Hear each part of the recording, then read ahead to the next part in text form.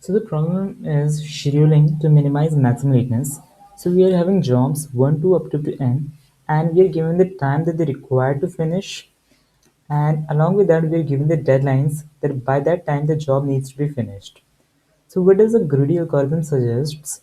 We need to sort these jobs in increasing order of their deadlines. So finally we are having these jobs which are sorted on the basis of their deadlines. So first of all, we'll initialize the first job, the starting time to be equal to 0, and the finishing time will be simply equal to the t of 1. That means the time required to complete that job, the first job. And then for the second job, we'll compute the starting time as the finishing time of the previous job. And for the finishing time, we will just add the time required to complete the second job to the second job, to the starting time of the second job. In order to prove the correctness of the greedy algorithm, we are having these three claims. These are the three claims that will help us to prove the correctness of the greedy algorithm. The first uh, claim is very simple and straightforward, which says that there is an optimum schedule with no idle time, right? If an optimal schedule is having idle time, we can always remove that idle time. Removing idle time can only reduce the lateness. It will never increase the lateness. For the second claim, we are telling that if we are given two schedules, any two schedules, which are having no inversions and no idle time, they will produce the same maximum lateness. That means we can always convert one schedule which is having no inversions and no idle time to another schedule which is also having no inversions and no idle time, uh, and also preserving this property that they will produce the same maximum lateness. And the third claim says that there is an optimum schedule with no inversions and no idle time.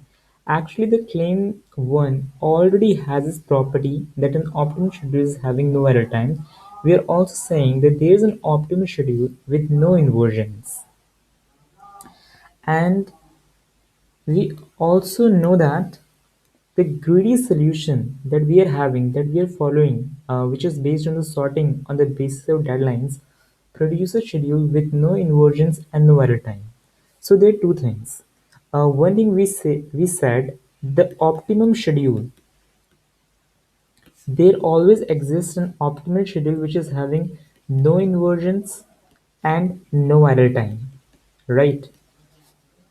Also, the greedy solution that we are following also produces a schedule which is having no inversions and no error time. Note that these two schedules can be different, but by claim 2, what does claim 2 says? Any two schedules, right? Any two schedules which is having no inversions,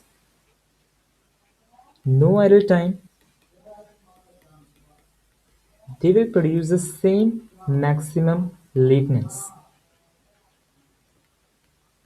So by this claim, we can say that these two schedules will be having the same maximum lateness, and hence we have proved the optimality of our greedy algorithm.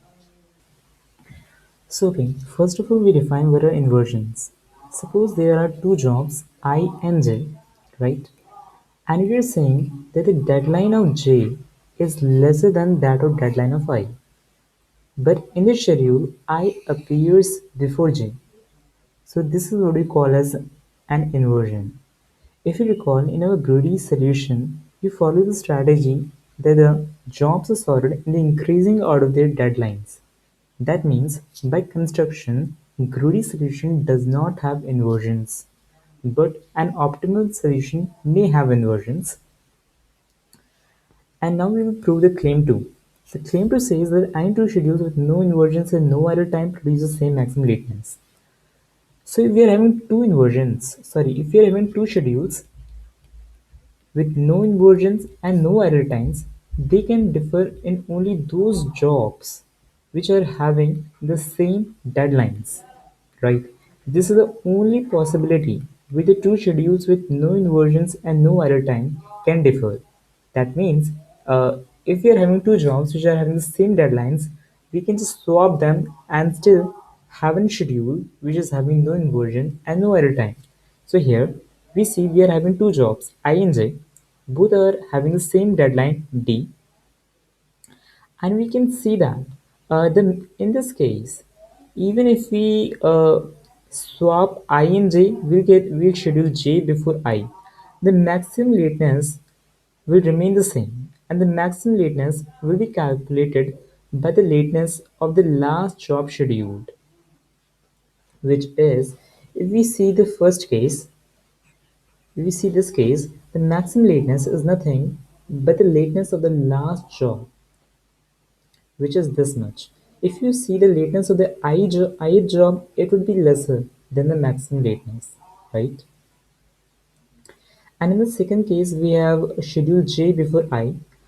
If we can see that J is finished before the deadline, that means J is not late at all. And for I, we can compute the maximum lateness as this difference. So we can see that this maximum lateness L remains same in both the case, even if we invert the pair which is having the same deadline. So this is how we can prove this claim. So what is the claim? We are trying to claim that there is an optimum schedule with no inversions and no error time. So first of all, we will select an optimum schedule, and by claim 1, we know that there is an optimum schedule with no error time. So we will pick an optimum schedule which is having no error time. If an optimal schedule is having idle time, we can always squeeze the jobs in order to remove the error time. And removing the error time cannot increase the lateness. It can only reduce the maximum lateness. Then second thing, what are we trying to say? That if O has an inversion, O is an optimal schedule, right? Which is having no error time. If it is having an inversion, that means there would exist a pair of jobs I and J, in which case the deadline of J is less than equal to deadline of I, but I appears before J.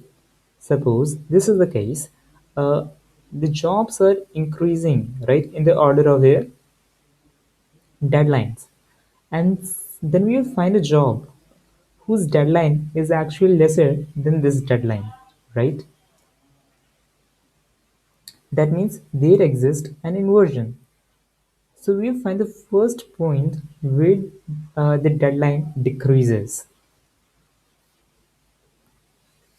Then what we're trying to do, we'll just swap these jobs I and J. In this way, we get a solution in which we are having strictly one less inversion.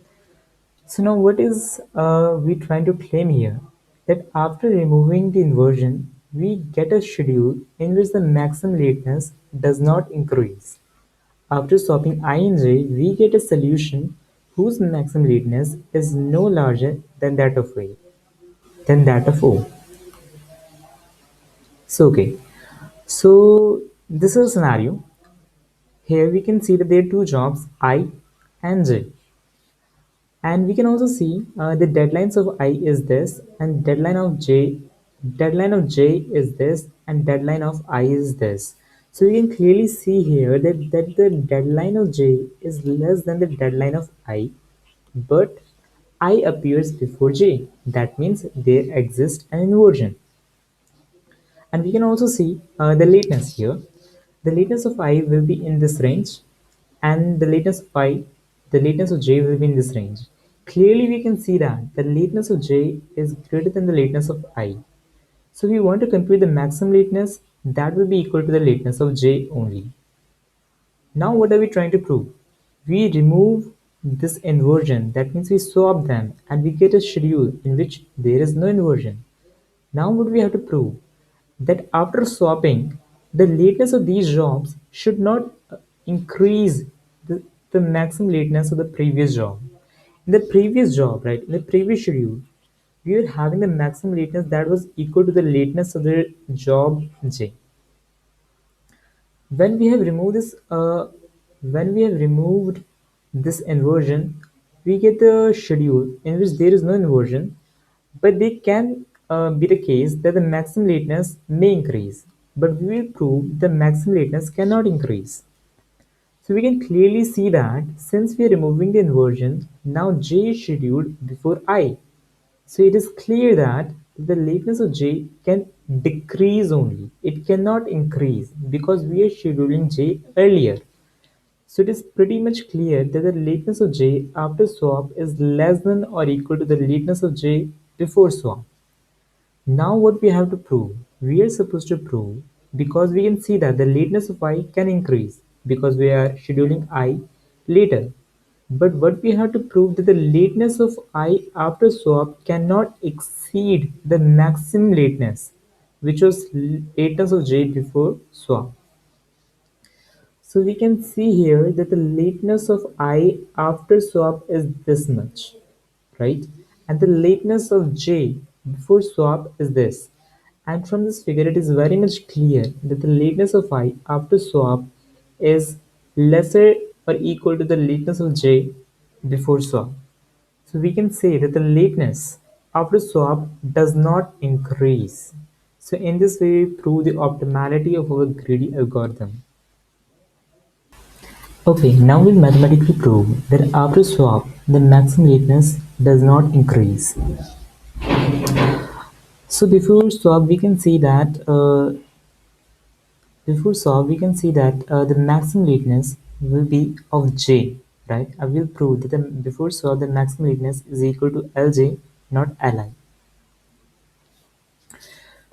So we know that since there was an inversion between the pair of jobs I and j, the deadline of j, the deadline of j was less than the deadline of I, but I was scheduled before j, right? And also we know that since I was scheduled before j, therefore the finishing time of I is less than the finishing time of j. And since there was an inversion, the deadline of j is less than the deadline of I. Now we want to prove that before swap, uh, the maximum lateness will be equal to the lateness of j. That means the lateness of j is greater than lateness of I. So this is how we compute the lateness of any job. Lateness is simply equal to the finishing time minus the deadline. So since we want to prove that the lateness of j is greater than the lateness of I, we'll just subtract it and we'll get this expression. So we know that the finishing time of j is greater than the finishing time of I. Therefore, this time is greater than 0. Why is the finishing time of j is greater than finishing time of I? Because j was scheduled later since there was an inversion. And we also know that since there was an inversion, we are given that the deadline of I is greater than the deadline of j. So both these terms are greater than 0, and hence we can say that the lateness of j is greater than lateness of I before swap. So we can also say that the maximum lateness will be considered of the lateness of j. So the maximum lateness is equal to the lateness of j before swap. Now after swap, we want to prove that the maximum lateness does not increase. That means after swap, there is no inversion. That means j is scheduled before I. That means the deadline of j is less than the deadline of I, and j is scheduled before I in the schedule, right? And we want to prove that the maximum lateness does not increase. That means the lateness of j after swap is less than equal to the lateness of j before swap, and the lateness of I after swap is less than equal to the lateness of j before swap. Why we are considering j? Because the maximum lateness before swap was equal to the lateness of j only, not lateness of I. Now, this is how we compute the lateness of j after swap, which is equal to the finishing time minus the deadline. And we also know that the lateness of j before swap is equal to finishing time of j minus this. Okay. And we also know that since we are scheduling j earlier, so the finishing time of j after swap is less than the finishing time of j before swap, since we have removed the inversion. And now since we want to prove that the lateness of j before swap was equal to the lateness of j after swap, we'll just subtract them and we'll get this expression. And we can clearly see that the finishing time of j before swap was equal to the finishing time of j after swap. So this time is greater than 0, and hence Lateness of J before swap is greater than the lateness of J after swap, and hence we can say that the lateness of J does not increase. In fact, it decreases. Now we'll prove that lateness of I is not greater than the maximum lateness which was before swap, right? So the lateness of J before swap is this much, and the lateness of I is this, right? And since we can see that the finishing time of I after swap is equal to the finishing time of J before swap. From this figure, it is very much clear that the finishing time of I after swap is equal to the finishing time of J before swap. So we can write that expression, right? And we also know the finishing time of J after swap is less than the finishing time of J before swap. So we get this expression when we subtract lateness of J, sorry, right. So we subtract lateness of J minus lateness of I after swap, we get this expression, and we know that the deadline of I is greater than deadline of J, so this term is greater than 0, and hence we can say that the lateness of J is greater than lateness of I after swap. That means the lateness of I also does not exceed the maximum lateness. So we can see that after removing the inversion, the maximum lateness does not increase.